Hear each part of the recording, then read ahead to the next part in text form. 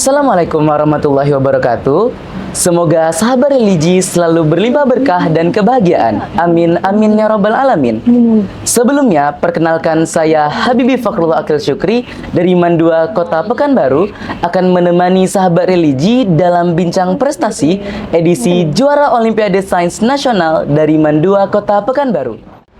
Sahabat religi, pada ajang Olimpiade Sains Nasional di Jakarta pada Agustus 2024 lalu, Mandua Kota Pekanbaru berhasil meraih 4 medali, 1 perak dan 3 perunggu. Siswa Mandua Kota Pekanbaru yang berprestasi tersebut adalah: yang pertama ada Kak Dimas Bayu Nugroho, peraih medali perak pada bidang informatika, siswa kelas 12-8 yang bercita-cita ingin menjadi seorang software engineer. Yang kedua ada Kak Helin Antonia, peraih medali perunggu pada bidang kebumian, siswa kelas 12-8 yang bercita-cita ingin menjadi seorang geologis. Yang ketiga ada Kak Fauzan Suhaji Lubis, peraih medali perunggu pada bidang kebumian, siswa kelas 12-8 yang bercita-cita ingin menjadi seorang geologis.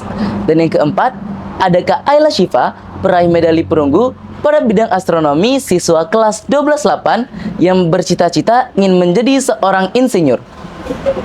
Saat ini, siswa-siswi berprestasi Mandua Pekanbaru sudah hadir bersama kita. Assalamualaikum kakak-kakak. Waalaikumsalam. Apa kabarnya nih hari ini? Alhamdulillah baik. Nah, setelah pulang dari Olimpiade kemarin, apa aja sih kesibukan akhir-akhir ini?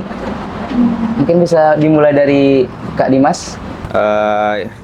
Mungkin belajar, mengejar ketertinggalan dari bulan Juli kemarin sih, mengejar ketertinggalan belajar mapel di sekolah. Dari Kak Fauzan sendiri? Kurang lebih aktivitasnya mirip ya kayak Kak Dimas, lebih ke arah ngejar materi. Lalu juga selama kami pergi lomba kan guru-guru juga mesti memberikan tugas, nah jadi fokus buat menyelesaikan tugas-tugas itu. Dari Kak Ayla? Kurang lebih sama kayak kawan saya sebelumnya, mengejar ketertinggalan tugas-tugas dari 2 bulan yang lalu. Dari Kak sendiri? Sebenarnya juga sama seperti 3 teman saya yang lain, mengejar ketertinggalan materi dan mengerjakan tugas-tugas yang telah diberikan oleh guru sebelumnya. Wah, artinya kegiatan kakak sekalian masih produktif ya akhir-akhir Ya. ini. Nah, kan Olimpiade Sains Nasional ini adalah Olimpiade yang bergengsi ya. Jadi bagaimana nih perasaan kakak-kakak bisa tampil dan bisa meraih prestasi di tingkat nasional? Dan apa aja sih apresiasi yang sudah didapatkan? Mungkin dari Kak Fauzan. Oke. Mungkin kalau dari aku, jadi untuk yang tahun ini kali keduanya aku ikut OSN, dan kebetulan hasil yang aku dapat itu masih sama dengan tahun sebelumnya. Tahun lalu aku juga dapat perunggu. Jadi untuk dari isi hati terdalam aku lebih ke arah kayak masih ada rasa kurang puas terhadap diri sendiri karena belum bisa memberikan lebih ke sekolah. Karena kayak ini kan kesempatan kedua, tahun lalu udah perunggu, masa tahun ini nggak bisa lebih. Kurang lebih ke arah itu sih yang aku rasakan sekarang. Kalau dari Kak Dimas sendiri gimana? Kalau aku, karena aku pertama kali ya OSN nasional, terus sudah dapat perak tuh aku, alhamdulillah aku merasa bersyukur ya Allah. Dan juga aku juga senang bisa membanggakan nama anak bangsa. Dari Kak Ayla sendiri, apa perasaan ini untuk Olimpiade Sains kemarin? Alhamdulillah, setelah perjuangan yang dilakukan dari tahun kemarin, walaupun tahun kemarin tuh nggak sampai nasional, sampai kabupaten, alhamdulillah tahun ini sampai nasional dan mendapatkan medali perunggu. Alhamdulillah, setelah itu. Jadi kakak sendiri? Aku sama kayak Dimas sama Ayla, ini OSN pertama kali buat aku. Dan pas pengumuman yang lolos ke OSN kemarin di bulan Juni kemarin, nah itu pas aku ngebaca namaku itu kayak langsung senang, akhirnya aku masuk karena tahun kemarin aku cuma sampai provinsi. Nah, abis itu selesai pengumuman medali kemarin, alhamdulillah aku dapat medali perunggu dan insya Allah dan alhamdulillah semua kerja keras aku terbayarkan gitu. Artinya first impression dari meraih prestasi di OSN ini lumayan berkesan ya, membanggakan ya. Nah kan seperti Kak Helin bilang tadi, kalau semisalnya untuk OSN itu ada melewati beberapa tingkat dulu dari kabupaten, kota. Nah bisa ceritain nggak sih ke sahabat religi bagaimana tahapan lomba yang Kakak ikuti sampai akhirnya bisa tampil meraih prestasi di OSN kemarin? Ya, jadi yang pertama itu ada namanya seleksi tingkat kabupaten kota atau disingkat dengan OSK. Nah, itu kemarin berlangsung di akhir Maret tahun 2024. Nah, selanjutnya awal Mei itu selanjutnya awal Mei itu keluar pengumuman yang lolos ke OSP atau OSN tingkat provinsi. Nah, itu alhamdulillah aku lolos. Nah, lalu di bulan Juni itu di awal Mei tanggal 7 Mei kan? Nah, tanggal 7 Mei itu pelaksanaan OSN tingkat provinsi. Nah, setelah itu tanggal akhir Juni itu keluar tuh pengumuman hasil OSP yang menyatakan peserta yang lolos ke OSN tingkat nasional. Baru terakhir itu 27 Agustus kemarin. Nah, itu adalah seleksi tingkat nasional. Mungkin dari beberapa seleksi tadi, yang mana tuh yang lebih susah untuk akhirnya meraih ke nasional? Lebih susah itu dibagi, sebenarnya sama-sama susah sih. Sama-sama susah. Ya. Tapi bagian OSP. Artinya yang provinsi ya? Ya, provinsi susah. Soalnya saingannya juga banyak kan, jadi ketat. Gitu. Nah, pasti untuk sampai ke tingkat nasional usaha belajarnya itu maksimal ya. Nah, pasti ada dong tips-tips belajar biar sahabat religi bisa nerapin agar bisa berprestasi kayak kakak sekalian. Nah, mungkin bisa cerita tips belajar agar bisa berprestasi kayak kakak sekalian, dan bagaimana pendampingan dari guru pembimbing kakak? Mungkin dari Kak Ayla. Untuk tips belajarnya, kalau aku tetapkan target dahulu, cuman bukan langsung target besar, oh aku mau langsung medan nasional, bukan. Memang target awalnya pingin medan nasional, dan goals yang besar itu kita pecah ke yang kecil-kecil yang lebih realistis gitu. Kayak misalnya aku mau medal OSN, berarti aku harus melewati OSN, dan ke bawah itu aku harus melewati OSP, ke bawah aku harus melewati OSK. Berarti aku harus mulai dari OSK dulu. Untuk menghadapi OSK itu, aku menargetkan kayak targetkan materi belajar tiap harinya. Misal kayak satu hari itu minimal harus satu paket soal. Juga jangan lupa kesehatan, tidur jangan di bawah di atas jam 10 gitu. Biasanya untuk ngerjain satu paket soal tuh berapa menit biasanya tuh? Atau berapa jam untuk targetnya mungkin? Atau tidak pakai waktu? Tergantung kesulitan soalnya. Kesulitan soalnya. Kalau dari Kak Dimas sendiri kayak mana untuk tips belajarnya? Kalau aku untuk belajar itu biasanya aku aku sukai dulu pelajarannya. Nanti di sana tuh aku rasa bakal mudah aja sih belajarnya. Jadi kayak aku berusaha sukai pelajarannya. Terus aku tiap hari latihan gitu, latihan soal. Habis itu aku cari juga jawabannya benar kan aku belum tentu benar juga gitu kan. Jadi aku cek juga jawabannya gitu. Jadi aku bisa belajar dari pembahasan soal gitu. Mungkin kayak gitu sih. Aku grinding soal terus gitu sih. Artinya dimulai dari menyukai pelajaran dulu. Jadi artinya Kak Dimas ini sangat menyukai informatika artinya ya. Ya. Kalau dari Kak Fauzan, tips belajarnya kayak mana nih? Kalau dari aku sendiri itu lumayan mirip kayak Dimas, itu grinding soal. Jadi pertama kita tentuin dulu nih, kita pengen belajarnya itu kira-kira paket soalnya mau kesulitannya apa, OSK, OSP atau OSN. Misalnya kita mau berlomba itu di OSP, usahakan kita mengerjakan pakai soal itu satu level di atasnya. Jadi sebagai contoh, kita mau OSP nih, kita kerjakanlah soal OSN. Dan pastikan waktu kalian mengerjakan soal OSN itu benar-benar situasinya kalian buat seperti beneran OSN. Maksudnya itu kalian beneran kalian timerin waktunya. Lalu kalian ngerjakan ya fokus, jangan open yang lain, open book atau internet, fokus sebisa kalian. Setelah selesai kalian mengerjakan dengan waktu yang udah kalian tentukan, kalian mulai membahas jawaban kalian. Kalau kalian salah, ya tulis itu salah. Kalau kalian benar, masukkan itu poin kalian. Dan kalian juga jangan lupa untuk bedah soalnya. Misalnya soalnya itu masuk ke kategori materi ini, atau misalnya di option ini itu tuh masuknya ke materi ini. Jadi selain kalian bahas soalnya, kalian juga search buat materi yang relate ke soal itu. Lalu juga agak mention tadi di pertanyaannya ada mengenai guru pendamping.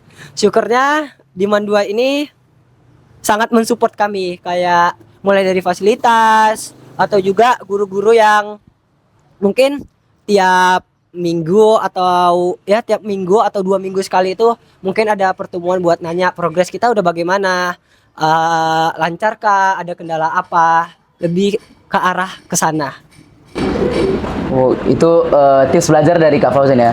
Tapi yang menarik tadi adalah menyingkirkan yang sedikit mengganggu ya. Mungkin yang lebih sering mengganggu itu lebih ke handphone. Kak Fauzan sendiri untuk menyingkirkan hal seperti itu kayak mana sih? Disimpan kah atau di silent atau? Kalau aku langsung simpan aja, jadi jangan sampai nampak di mata. Kalau dari Kak Helin sendiri bagaimana untuk tips belajar dari Kak Helin? Kalau tips belajar aku itu kita tuh harus konsisten. Jadi kayak misal 2-3 jam per hari, tapi itu rutin. Jadi itu lebih baik daripada 8 jam di satu hari di 1 minggu kita. Jadi intinya dari tips belajar untuk sahabat religi ini adalah yang penting konsisten ya, dan juga selalu fokus kepada target yang kita ingin capai. Nah, selama OSN apa aja nih kendala yang dihadapi kakak-kakak selama OSN? Mungkin kendala-kendalanya, apalagi waktu mengikuti lombanya saat mengerjakan soal mungkin, atau keadaan-keadaan selama lomba, mungkin bisa diceritakan dari Kak Dimas. Kalau aku sendiri mungkin karena aku pertama kali ke Jakarta ya, jadi aku takut nih kira-kira di Jakarta tuh gimana ya gitu. Ternyata kayak pas aku sampai di Jakarta tuh ternyata kayak sama aja kayak di Pekanbaru gitu, nggak beda jauh deh. Terus alhamdulillahnya pas aku ngerjain lombanya itu nggak ada kendala sama sekali. Alhamdulillah lancar selama mengerjakan soal ya. Cuman lebih adaptasi ke kotanya ya, antara Pekanbaru sama Jakarta ya. Kalau dari Kak Fauzan? Kalau dari aku lebih ke arah bagaimana menjaga kesehatan sih. Soalnya kalau dari pengalaman aku, karena yang waktu 2023 itu aku sempat sakit. Jadi aku kena demam waktu OSN. Jadi waktu hari tes itu kondisi aku badan panas, kepala pusing, batuk-batuk. Nah, aku belajar dari itu di tahun ini jadinya lebih ke arah benar-benar ngejaga kesehatan, kayak minum es jangan, jajan jangan, tidur cepat. Lebih ke arah kayak gitu. Selama lomba itu kan, kalau kata Kak Fauzan menjaga kesehatan, mungkin waktu lomba kemarin ada hampir mendekati sakit atau alhamdulillah sehat? Hampir mendekati sakit itu ada. Jadi kayak waktu ujian praktek itu mendadak aku tuh batuk-batuk. Itu tuh mungkin penyebab utamanya karena kebetulan kami prakteknya itu di pantai dan kondisinya itu lumayan berangin, jadi pasirnya itu banyak yang terbang-terbang, dan juga praktikumnya itu kami beneran pergi ke dermaga, jadi itu beneran sampai ke agak menjorok ke arah laut, jadi kayak kehirup, dan kalau batuknya itu terasa asin, jadi itu terasa sih sakit, nggak nyaman aja gitu, jadi kayak mungkin sedikit mengganggu waktu pengerjaan soal. Itu salah satu kendala dari Olimpiade kemarin ya. Bukan disebabkan dari jaga kesehatannya, cuman lingkungannya yang membuat Kak Fauzan bisa batuk-batuk atau sedikit terganggu ya. Tapi alhamdulillah akhirnya berhasil. Kalau dari Kak Ayla sendiri, kendalanya? Pribadi dari aku, cara mengelola mental. Soalnya tahun kemarin kan sampai OSK itu tuh aku mengevaluasi diri, aku tuh kenanya di mental. Kayak kalau udah nampak soal mudah yang bisa dikerjain, kayak bisa lah gitu kan, jadi kayak terlewat, bisa dibilang kayak sombong. Nah, jadi untuk tahun ini itu tuh kayak sebagai pelajaran. Pertama, jangan sombong. Setiap melihat soal tuh kita jangan bilang wah ini mudah, karena kita otomatis bisa tahu gitu. Kita tuh kayak harus menghormati soalnya, dan kita harus kerjakannya tuh dengan respect, jangan meremehkan soalnya. Terus jangan meremehkan lawan. Soalnya bisa aja kita nih kan masuk lomba ini setara, itu tuh kan kemampuan kita sama gitu. Jadi kita tuh nggak boleh meremehkan lawan. Terus kalau untuk pas OSN-nya kan Astro prakteknya kemarin itu pakai teleskop. Selama latihan menuju OSN itu tuh aku tuh latihan pakai teleskop berjenis lensa. Rupanya pas di OSN itu tuh cukup kaget gitu. Rupanya teleskopnya tuh beda. Teleskopnya tuh kayak campuran dari lensa dan cermin. Tapi di sanalah memang kendala memang di sana. Cuman cara aku menyikapinya, ya udah karena aku nggak tahu, aku hanya perlu belajar. Cukup sampai di situ. Jadi kalau kita kayak nggak tahu suatu materi, kita nggak boleh panik gitu. Dia santai, relax gitu dalam keadaan. Fokus ke diri sendiri aja, nggak usah nengok lawan. Nah, kalau dari Kak Helin sendiri, Aku kurang lebih intinya sama kayak Ayla. Nah, aku tuh kendalanya di mengontrol rasa panik. Jadi tahun lalu itu kan aku cuma sampai provinsi. Nah, itu karena pas aku ngerjain bagian OSP itu, aku karena banyak nemu soal yang aku nggak bisa, terus aku panik dan mulai blunder lah segala macam. Nah, kemarin pas di OSN nasional, kan bidang kebumian ada tiga tes. Yang pertama itu tes teori, yang kedua praktikum, yang ketiga praga. Nah, aku pas di bagian tes praga, nah itu tuh di tengah-tengah tuh aku agak-agak panik gitu, kayak aku nggak bisa jawab, lupa gitu. Terus ditambah juga waktu tiap soalnya itu cuma 2 menit. Jadi aku ya agak-agak panik lah di situ gitu. mungkin kalau dalam mengatasi kepanikan waktu ngerjain soal yang waktunya 2 menit per soal itu bagaimana tuh cara ngatasi? Lebih ke tarik nafas, terus istighfar, sholawat gitu sih. Sangat islami sekali ya. Nah, untuk mengikuti lomba tingkat nasional ini prosesnya panjang sekali kan. Tentu ada suka duka yang dirasakan saat proses-proses untuk meraih prestasi ini. Nah, mungkin bisa cerita suka duka yang dirasakan saat mengikuti lomba dan pengalaman apa yang paling tidak bisa dilupakan mulai dari kabupaten, kota, provinsi sampai ke tingkat nasional ini. Mungkin dari Kak Fauzan. Oke, mungkin dari sukanya dulu. Mengikuti OSN ini kan sebenarnya lomba yang lumayan bergengsi. Jadi itu tuh kayak menjadi kebanggaan lah buat diri sendiri, dan juga tentunya kebanggaan bagi orang tua, dan juga bisa juga membanggakan atau membawa nama baik sekolah. Dan ya tentu itu suatu yang suka bagi kita. Namun untuk dukanya itu lebih ke arah waktu yang di-spend. Maksudnya fakta bahwa lomba ini rangkaiannya panjang dan membutuhkan persiapan yang panjang juga, itu membuat kita tuh banyak melewati masa-masa kayak di kelas bareng teman-teman. Mungkin teman-teman lain ada acara keluar atau kemana, kita mungkin nggak bisa ikut karena kita ada persiapan. Mungkin dukanya lebih ke arah itu, lebih kayak Kalau sama teman-teman mungkin. benar. Terus juga tadi apa lagi pertanyaannya, yang satu lagi? Yang paling nggak bisa dilupakan selama proses panjang sampai ke nasional. Kalau yang nggak bisa dilupakan itu lebih ke arah waktu di venue atau waktu di lomba, kita kan ketemu banyak banget orang baru tuh. Nah, kadang kalau memang ketemu yang klop sama kita, itu tuh bener asyik banget walaupun waktunya cuma seminggu, tapi itu sulit dilupakan sih. Bisa kenalan sama banyak orang yang berbeda sifat, berbeda karakteristik, hingga akhirnya bisa berteman tuh pengalaman bisa dilupakan ya. Nah, tadi yang menarik itu adalah pengalaman bersama teman-teman. Itu teman-teman menyikapi Kak Fauzan sehingga jarang untuk mengatur waktu sama teman-teman tuh kayak mana tuh? Mungkin ya aku nggak bisa jawab karena itu perasaan orang lain. Mungkin mereka yang lebih tahu. Tapi lebih ke arah menghormati tiap waktu yang ada, yang tersisa. Karena juga udah mau lulus. Kalau dari Kak Dimas sendiri? Kalau aku suka dukanya kurang lebih sama sih sama Fauzan, kayak eh aku bisa ketemu kawan baru, kenalan sama kawan baru gitu kan.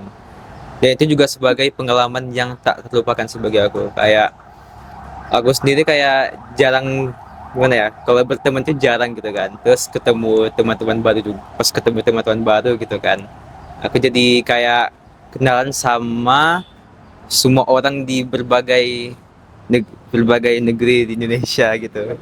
Ya, berbagai provinsi, berbagai provinsi gitu, ada dari Jawa, ada yang dari Kalimantan gitu. Itu seru sih, dan juga kami kayak diskusi bang gitu tentang materi informatika gitu. Jadi kayak mendapat insight baru gitu. Itu sih yang nggak terlupakan bagi aku. Kalau Kak Ayla sendiri apa aja nih suka duka dan pengalaman yang paling nggak bisa dilupakan? Dari duka dulu, em, melalui dari OSK, OSP, OSN tentunya kan melewati em, apa namanya ya, kayak bilang apa ya? Pokoknya kayak melewati tahap-tahapnya itu tuh kan kayak kita diseleksi. Nah, jadi dukanya kayak nggak di setiap rangkaian tuh sebenarnya ada kayak penyesalan, oh seharusnya aku tuh lebih bisa, cuman kenapa gitu. Oh rupanya memang lagi-lagi ke manajemen mental gitu. Kalau untuk sukanya, alhamdulillah kayak ketemu kawan-kawan baru, bisa yang selama ini lewat chat aja gitu di grup, di online, akhirnya bisa ketemu, oh ini yang nama ini ya, oh ini yang dari Papua ya, dari Kendari ya, jadi akhirnya bisa bertemu, saling belajar gitu, cerita, kalau di sana gimana sih ekonominya, kalau di sana apa sih yang terjadi hari ini, jadi kayak bertukar pengetahuan. Kalau untuk nggak bisa dilupakan, pribadi pertolongan Allah, karena jujur kayak di setiap rintangan rangkaian lomba itu tuh aku kadang kayak ada merasa kurang nggak ya gitu. Cuman entah kenapa kan udah banyak, Allah tuh sayang banget sama aku, jadi kayak dikasih ilham dan ya maunah di setiap menjawab soal. Alhamdulillah pas nih pengumuman, ya Allah, rupanya Allah masih sayang aku gitu. Alhamdulillah, pertolongan Allah yang berkesan banget bagi aku. Masya Allah sekali ya. Jadi suka duka dan pengalaman itu terlepas dari pertolongan dari Allah Subhanahu Wa Taala. Nah, dari Kak Helen, bagaimana nih suka duka dan pengalamannya? Kalau dukanya itu yang sedihnya ini, kan kami kan sekelas kan sama-sama misinya tuh untuk lolos ke nasional atau menjadi medali OSN. Nah tapi sayangnya kayak kita tuh nggak pas keluar pengumuman, jadi kita nggak lolos bareng-bareng, jadi kayak sedih gitu. Nah, terus kayaknya itu aja dukanya. Terus yang pas bagian sukanya itu karena OSK sama OSP itu masih online, jadi menurut aku belum ada pengalaman yang berkesan. Yang paling berkesan itu yang pas nasional kemarin. Nah itu tuh aku ketemu banyak kawan baru, kan satu bidang tuh 100 orang. Nah itu tuh aku bisa punya teman yang ada di Papua Selatan gara-gara OSN ini. Terus di hari terakhir sebelum pengumuman kan kami ada jalan-jalan gitu ke Dufan. Nah itu tuh aku main sama kawan-kawan yang aku kenal, yang baru kenal gitu, jadi kayak memperluas relasi lah istilahnya. Artinya setelah Olimpiade ada dikasih refreshing waktunya ya, biar bisa refresh lagi otaknya, lebih santai. Nah jadi intinya suka duka dan pengalamannya ini adalah pengalaman yang paling berkesan sekali ya untuk kakak sekalian. Nah apa sih harapan dan rencana kakak untuk kedepannya dari Kak Aulia mungkin? Aila. Untuk harapan kedepannya, karena udah kelas 12 ya, setelah selesai lomba OSN ini, kan jadi kayak lebih harus ada lagi jobnya ya. Untuk belajar untuk masuk univ, harapannya masuk ke univ yang diinginkan dan bekerja di tempat yang diharapkan. Amin. Kalau Kak Ellen sendiri? Kurang lebih sama seperti Aila, yaitu diterima di univ dan jurusan impian, mendapatkan banyak teman-teman baru, terus bekerja di tempat yang diinginkan. Kalau Kak Fauzan? Ya sama juga kayak teman-teman aku. Pasti setelah selesai rangkaian ini lanjut ke next goal kita, tujuan hidup kita berikutnya, yaitu dunia perkuliahan. Yang terakhir Kak Dimas mungkin, apa harapan dan rencana Kak Dimas buat ke depan? Harapanku juga sama kayak teman-teman yang lain ya, mendapatkan universitas yang diinginkan. Terus juga aku harap adik-adik kelasku yang lain juga bisa mengikuti jejak kami mendapat medali gitu. Terus juga oh ya, karena aku juga ini karena medali itu kan nanti bisa ikut pelatnas kan. Nah, aku harap aku bisa melakukan terbaik di pelatnas untuk mewakili Indonesia di ajang internasional gitu sih. Harapan dan rencana yang sangat luar biasa dari kakak semua. Semoga apa harapan kakak bisa tercapai. Amin. Amin. Nah, yang terakhir nih, apa kata-kata bijak yang memotivasi teman-teman religi semua agar bisa berprestasi seperti kakak kalian? Mungkin yang mewakili salah satu. Oke, mungkin aku bakalan mewakili teman-teman aku. Yang bisa aku sampaikan adalah untuk kompetisi kayak gini itu tiap orang itu punya goalsnya masing-masing, tujuannya masing-masing. Tiap orang tuh punya pace-nya masing-masing dalam belajar. Tiap orang punya titik start waktu yang berbeda-beda juga, dan tiap orang paling mengenali itu pasti dirinya sendiri. Jadi yang ingin aku maksudkan adalah jangan pernah bandingin diri kita dengan orang lain, tapi selalu bandingin diri kita dengan diri kita yang di masa lalu. Karena kalian yang tahu diri kalian sendiri. Nah, itu kata-kata bijak untuk memotivasi teman-teman religi semua ya. Yang penting jangan membandingkan diri kita sama orang lain, tapi bandingkan diri kita aja dulu ya, mungkin dari yang masa lalu agar bisa jadi lebih baik lagi. Benar. Nah, makasih nih Kak Fauzan udah memberikan kata-kata motivasinya. Sahabat religi, dari perbincangan dengan kakak yang berprestasi ini bisa kita dapatkan bahwa jangan pernah berhenti ketika apa yang kamu targetkan belum kamu dapatkan. Terus belajar dan berusaha hingga apa yang kamu cita-citakan tercapai. Karena usaha tidak pernah membohongi hasil.